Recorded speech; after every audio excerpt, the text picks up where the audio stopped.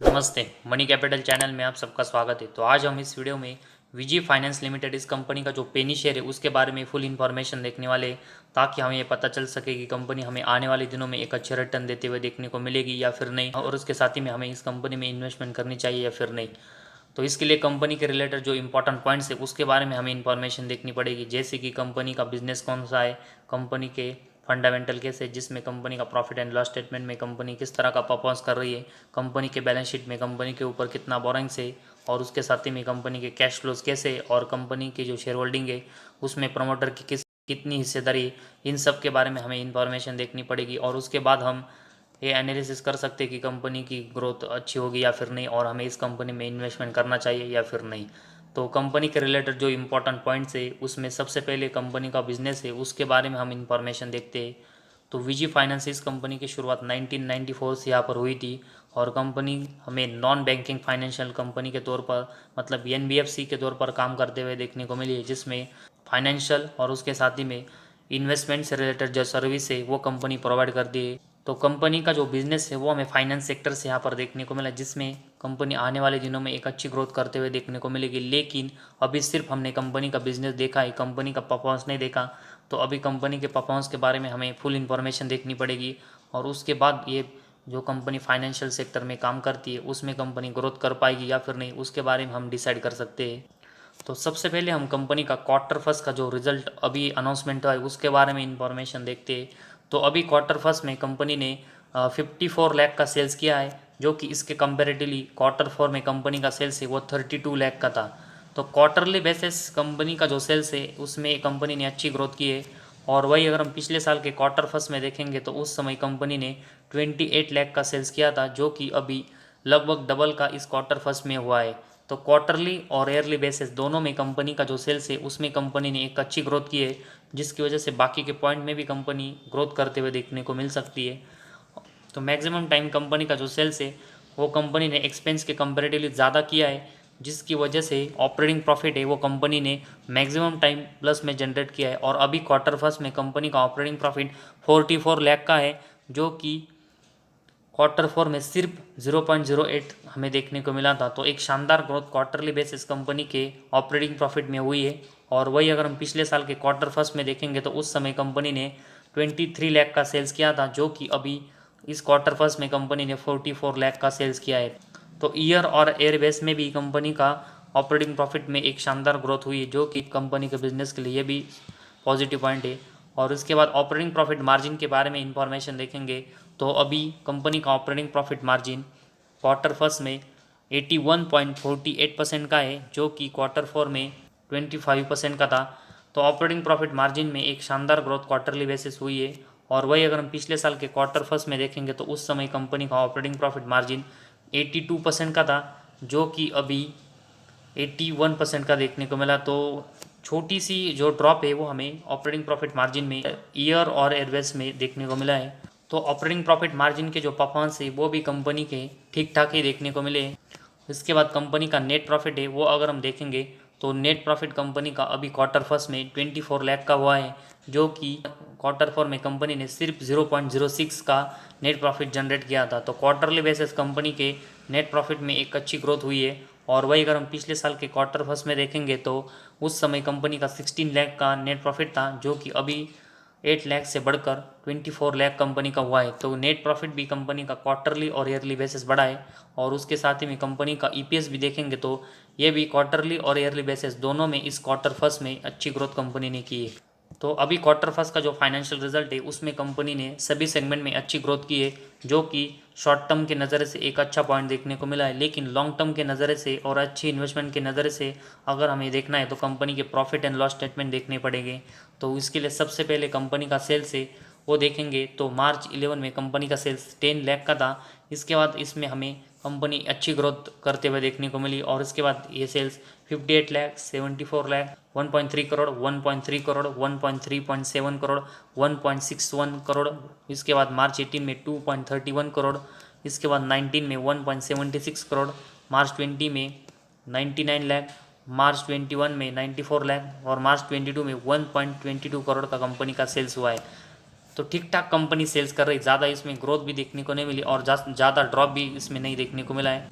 इसके साथ ही में कंपनी का जो सेल्स है उसके कंपैरेटिवली कंपनी का एक्सपेंस देखेंगे तो मैक्सिमम टाइम कंपनी का जो सेल्स है वो कंपनी ने एक्सपेंस के कंपैरेटिवली ज़्यादा यहाँ पर अर्न किया है, जिसकी वजह से कंपनी का ऑपरेटिंग प्रॉफिट है उसमें भी कंपनी कंटिन्यूस हमें प्रॉफिटेबल और प्लस में ऑपरेटिंग प्रॉफिट जनरेट करते हुए देखने को मिली। और कंपनी का ऑपरेटिंग प्रॉफिट जो मार्च 11 में 0.05 था, इसके बाद कंपनी ने इसमें कंटिन्यूस ग्रोथ की है और मार्च 22 में अभी ये 59 लाख का हुआ है।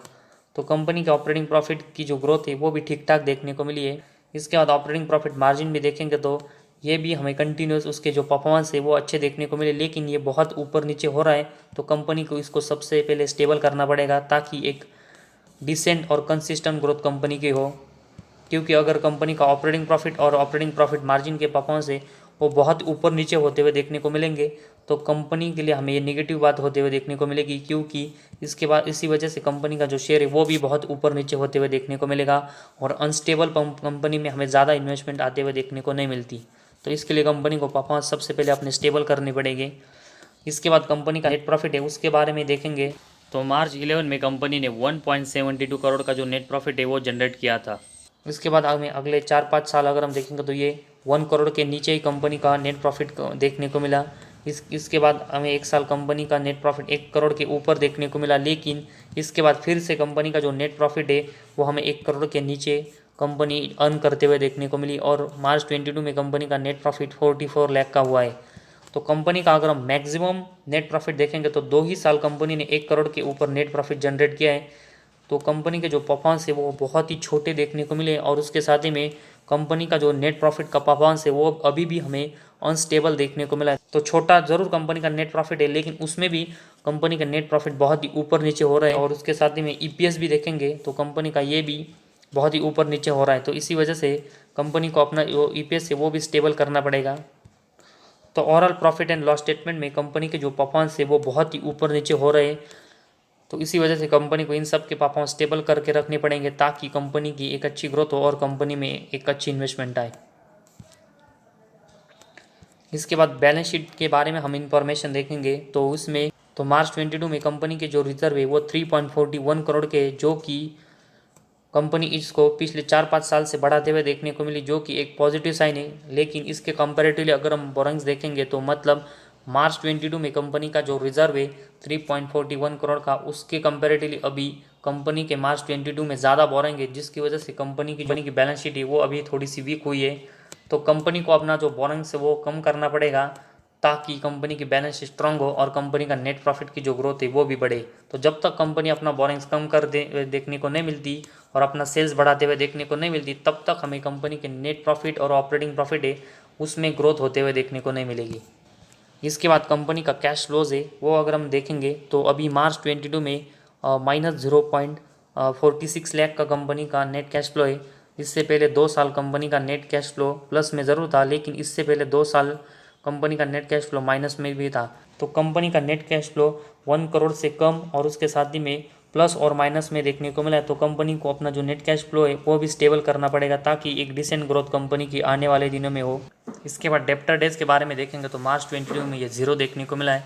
इससे पहले हमें मार्च 20 और 21 में 11 देखने को मिला था, तो उसमें कंपनी ने जो यहाँ पर इम्प्रूवमेंट लाई थी वो अच्छी थी। तो कंपनी को अपने जो डेप्टर डेज के नंबर है वो कंटिन्यूस दिखाने पड़ेंगे ताकि हमें पता चल सके कि कंपनी की ग्रोथ कैसे हो रही है। उसके साथ ही में इन्वेंटरीज है वो भी एम्प्टी देखने को मिला है, तो कंपनी को अपने इन्वेंटरीज है वो भी दिखाना पड़ेगा ताकि हम उसे एनालिसिस कर सके कि कंपनी की ग्रोथ कैसे हो रही है।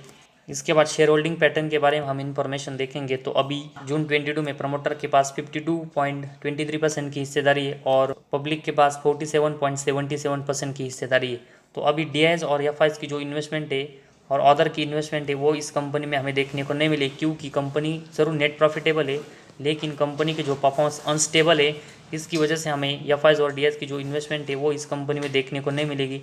तो जब तक कंपनी अपना जो बोरिंग्स कम करते हुए देखने को नहीं मिलती और अपना जो नेट प्रॉफिट है वो उसके बाद हमें कंसिस्टेंट ग्रोथ करते हुए देखने को नहीं मिलता, तब तक हमें एफआईज और डीआईज की जो इन्वेस्टमेंट है वो इस कंपनी में आते हुए देखने को नहीं मिलेगी और तब तक हमें कंपनी एक मल्टीबैगर और अच्छे रिटर्न देते हुए देखने को नहीं मिलेगी। तो इसी वजह से कंपनी की जो परफॉर्मेंस अनस्टेबल है उसकी वजह से अभी ज़्यादा इन्वेस्टमेंट के बारे में नहीं सोच सकते तो कंपनी का जो शेयर पेनी है और कंपनी जो नेट प्रॉफिटेबल है, इसकी वजह से छोटी इन्वेस्टमेंट अभी हम इस कंपनी में अपने रिस्क के हिसाब से कर सकते हैं, लेकिन ज़्यादा इन्वेस्टमेंट करना इस कंपनी में हमें अवॉइड करना चाहिए। जिस तरह कंपनी के परफॉर्मेंस अनस्टेबल देखने को मिले और जब तक ये परफॉर्मेंस ऐसे रहेंगे तब तक हमें कंपनी में investment F I D S की जो इन्वॉल्वमेंट वो देखने को नहीं मिलेगी और कंपनी एक मल्टीबैगर रिटर्न देते हुए देखने को नहीं मिलेगी। लेकिन कंपनी के परफॉर्मेंस अनस्टेबल होने के बावजूद कंपनी के शेयर में हमें कंटिन्यूस अपर सर्किट लगते हुए देखने को मिलता है, तो हमें ये ऑपरेटर ही इस कंपनी के शेयर को ऊपर ले जाते हुए देखने को मिलेंगे, ना कि कंपनी का परफॉर्मेंस। तो ऐसे में ऑपरेटर हमें इस कंपनी के शेयर को ऊपर ले जाते हुए देखने को मिलते हैं, तो वो कभी भी इस कंपनी के शेयर को यहाँ पर बेच देंगे और इसमें हमें लोअर सर्किट भी लगते हुए देखने को मिल सकता है।